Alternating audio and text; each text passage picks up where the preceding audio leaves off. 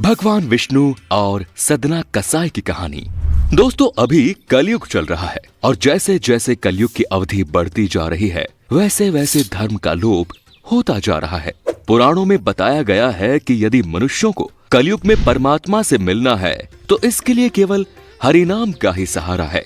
कलयुग कथा के इस नए एपिसोड में आज मैं आपको एक ऐसे विष्णु भक्त की कथा बताने जा रहा हूँ जिसे देखने के बाद आपको विश्वास हो जाएगा कि कलयुग में हरिनाम जपना ही हरि को पाने का जरिया है। और साथ ही ये भी जान जाएंगे कि भगवान केवल मंदिर में पूजे जाने से प्रसन्न नहीं होते, बल्कि उन्हें पाने के लिए मन में सच्ची श्रद्धा और विश्वास होना चाहिए। तो वीडियो को अंत तक जरूर देखें। दोस्तों नमस्कार, स्वागत है आपका एक बार फिर द डिवाइन टेल्स पर। ये कथा आज से सैकड़ों वर्ष पहले की है। किसी नगर में सदना नाम का कसाई हुआ करता था। वो हर समय बस हरि के नाम का जप किया करता था। उसका काम भगवान विष्णु के अन्य भक्तों की तरह पवित्र तो नहीं था, क्योंकि वो मांस कटाने और बेचने का काम करता था, परंतु उस समय भी वो हरि नाम का जप करना पसंद करता था। एक दिन की बात है, सदना नगर से बाहर कहीं जा रहा था कि रास्ते में अचानक सदना के पैरों से एक पत्थर टकराया। फिर जब उसकी नजर उस पत्थर पर गई तो वो मन ही मन सोचने लगा, वाह क्या पत्थर है, इससे तो मैं मांस भी तोल कर बेच सकता हूँ। और फिर वो पत्थर उठाकर घर की ओर चल दिया। लेकिन मित्रों, आपको बता दूं कि सदना कसाई जिसे साधारण पत्थर समझकर उठा लिया था, वो कोई मामूली पत्थर नहीं बल्कि भगवान विष्णु का पाषाण स्वरूप यानी शालिग्राम पत्थर था। सदना शालिग्राम पत्थर के प्रभाव और चमत्कार से अनजान होने के कारण उसे अपनी दुकान पर ले गया और फिर उस पत्थर से वो मांस तौलकर बेचने लगा। फिर उसने देखा कि दुकान पर आने वाले लोग जितने भी वजन मांस की मांग करते, वो पत्थर उसी के अनुसार अपना वजन घटा और बढ़ा ले रहा है। अब तो वो एक ही पत्थर से सभी माप करता और हरि नाम लेता जाता। ये देख सदना हैरान तो हुआ, लेकिन उसके मन में ये ख्याल कभी नहीं आया कि ये भगवान विष्णु का ही स्वरूप है। वो अपने मन में सोचता, हो सकता है ये कोई चमत्कारी पत्थर हो और किसी जादूगर का खो गया हो। इसी तरह समय व्यतीत होता गया और वो हरि का नाम जपते हुए खुशी पूर्वक रहने लगा। इसके कुछ माह बाद एक दिन सदना की दुकान के सामने से एक ब्राह्मण गुजर रहे थे। तभी उनकी नजर सदना की दुकान में रखी उस पत्थर पर गई। वो ब्राह्मण बड़े ही विद्वान थे और देखते ही समझ गए जिसे सदना ने अपनी दुकान पर मामूली पत्थर समझ कर रखा हुआ है, वो वास्तव में शालिग्राम पत्थर है। फिर उस ब्राह्मण ने देखा कि सदना उस पत्थर से मांस तौल रहा है। ये देख ब्राह्मण को क्रोध आ गया और वह सदन के पास गए और बोले, अरे मूर्ख, ये तुम क्या कर रहे हो? क्या तुम नहीं जानते कि जिस पत्थर से तुम मांस तौल रहे हो वास्तव में वे शालिग्राम भगवान है? ब्राह्मण के मुख से ऐसी बातें सुनकर सदना को बड़ा दुख हुआ और वो बोला, हे ब्राह्मण देवता, मैं तो अज्ञानी हूँ, मेरी बातों पर विश्वास करिए। मुझे पता ही नहीं था कि जिसे मैं पत्थर समझ रहा था वास्तव में ये भगवान शालिग्राम है, अर्थात मेरे हरि ही है। मुझे क्षमा कर दीजिए।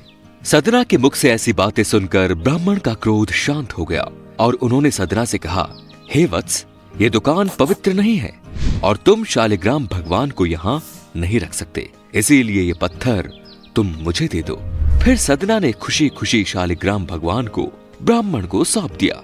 इसके बाद ब्राह्मण शालिग्राम भगवान शिला को लेकर अपने घर आ गए और फिर गंगा जल से उन्हें नहलाकर मखमल के सिंहासन पर बिठाया और धूप दीप चंदन से पूजा की। फिर जब रात को ब्राह्मण सोए तब उनके सपने में भगवान विष्णु प्रकट हुए और ब्राह्मण से बोले, हे ब्राह्मण, तुम मुझे जहाँ से लेकर आए हो वहीं छोड़ आओ, मेरा मन यहाँ नहीं लग रहा है। ये सुन ब्राह्मण बोला, हे नारायण, आप उस कसाई के पास कैसे रह सकते हैं? वो आपके रहने लायक जगह नहीं है। इसके अलावा वो आपको बांट बनाकर मांस भी तौलता है, ऐसे में आप वहां कैसे रह सकते हैं? ब्राह्मण की बातें सुनकर भगवान विष्णु मुस्कुराए और बोले, ब्राह्मण, आप नहीं जानते कि जब मेरा भक्त सदना मुझे तराजू में रखकर मांस तौलता है तो मुझे ऐसा लगता है जैसे वो मुझे अपने हाथों से झूला झूला रहा हो। भले ही उसका कार्य मांस काटने का हो, परंतु ये कार्य करते समय भी वो हर समय मेरा नमन करता रहता है, जो सुनकर मुझे बहुत प्रसन्नता होती है। इसीलिए जो आनंद मुझे वहां मिलता है वो यहाँ नहीं मिलता। इतना कहकर भगवान विष्णु ब्राह्मण के सपने से चले गए। फिर अगली सुबह ब्राह्मण उस शालिग्राम पत्थर को लेकर सदना के पास पहुंच गए और सदना को अपने सपने के बारे में बताने लगे। फिर वो सदना से क्षमा मांगते हुए बोले, सदना मुझे क्षमा कर दो, वास्तव में तुम ही भगवान विष्णु के सच्चे भक्त हो। लो अपने भगवान को संभालो। ये सुन सदना भावुक हो गया और उसने मांस काटने के कार्य को छोड़ने का निर्णय लिया। भगवान विष्णु की इच्छा और उनकी पसंद का पता लगाते ही ब्राह्मण ने भी विष्णु का तप करने का निर्णय लिया। दोस्तों, ऐसा माना जाता है कि आज वही शालिग्राम शिला बिहार के चंपारण में स्थित है और ऐसा भी कहा जाता है कि इसकी स्थापना सदना ने ही की थी, जिसके बाद वो यहाँ ही भगवान विष्णु के भजन कीर्तन किया करता था। स्थानीय मान्यताओं के अनुसार ऐसा भी कहा जाता है कि जब सदना ने इस शालिग्राम शिला की स्थापना की थी, उस समय इसका आकार मटर की तरह था, जो आज बढ़कर नारियल के आकार से भी दोगुना हो गया है। जबकि कुछ लोगों का मानना है कि इस शिलाग्राम शिला को नेपाल नरेश जग बहादुर ने उस समय वहां के लोगों को भेंट में दिया था।